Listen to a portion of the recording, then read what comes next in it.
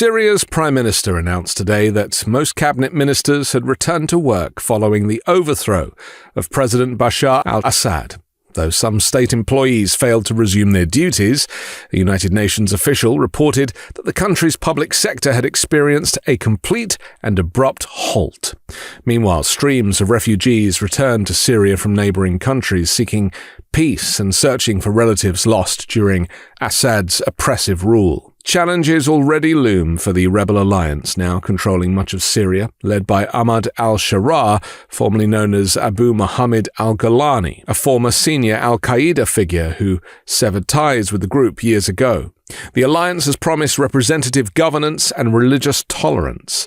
Today, the rebel leadership issued a statement vowing not to interfere with women's dress, stating it's strictly forbidden to impose any requests related to women's clothing or appearance.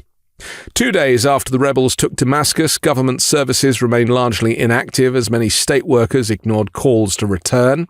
This disruption impacted key areas such as airports and border operations, slowing humanitarian aid efforts. Al-Sharaa held his first meeting with Prime Minister Mohammed Ghazi Jalali, who had remained in Syria after Assad fled to Russia. In a video shared on social media, Al-Sharaa expressed confidence in the rebels' capabilities, stating, "You will see there are skills among the rebels."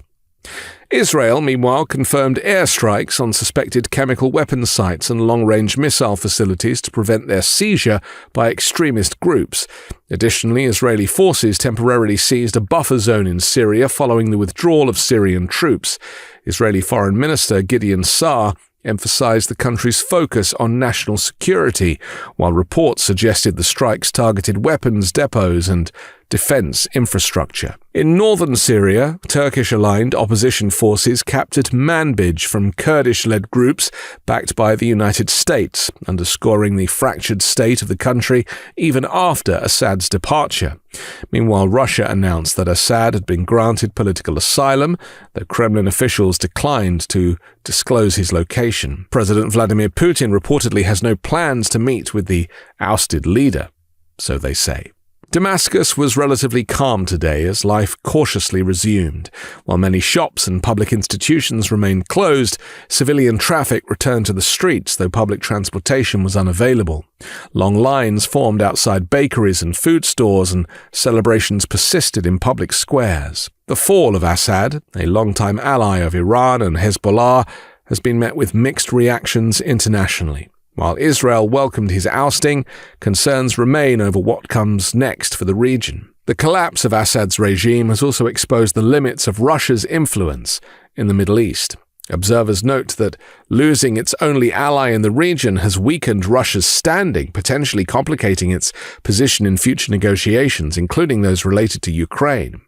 Assad's rapid ousting marks a significant shift in the balance of power in Syria and the broader Middle East. Meanwhile, we've learned that on the day that Assad fell, the US military launched dozens of airstrikes against Islamic State targets in central Syria. US Central Command announced it struck over 75 targets using multiple US Air Force assets, including B-52s, F-15s, and A-10s. The targets included ISIS leaders, operatives, and camps. No senior Islamic State leaders have been reported killed. The strike took place just 1 day after Syrian Democratic Forces warned that Islamic State would take advantage of the faltering efforts by Assad's now defunct Syria Arab Army. Assad had been battling a host of insurgent and terror groups since his brutal crackdown on civilian dissent during the beginning of the so-called Arab Spring in 2011.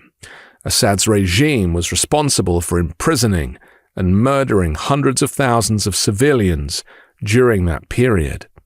Backed by Russia, Iran, Lebanese Hezbollah, and a host of Iranian-backed militias from Iraq, Pakistan, Afghanistan, Qatar, and other countries, Assad's beleaguered forces were able to beat back opposition groups to northern and eastern Syria before the rebels' latest offensive. The US is working with several other countries in the Middle East to prevent chemical weapons possessed by the Assad regime from falling into the wrong hands.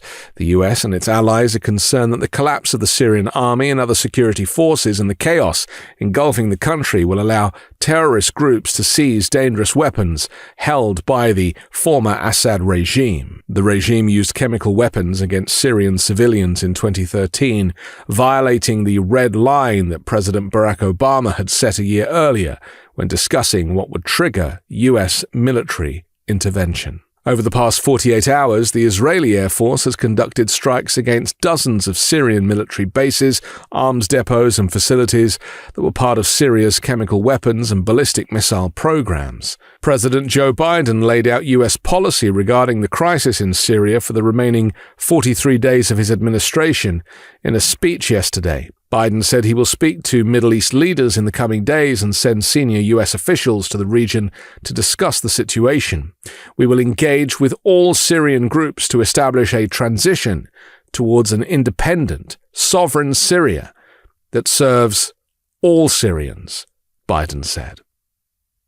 I'm Anthony Davis. You can find me on the 5 Minute News YouTube channel and podcast, on Wednesdays co-hosting Uncovered, and on Sunday on The Weekend Show with MeidasTouch. Love this video? Make sure you stay up to date on the latest breaking news and all things Meidas by signing up to the MeidasTouch newsletter at MeidasTouch.com/newsletter.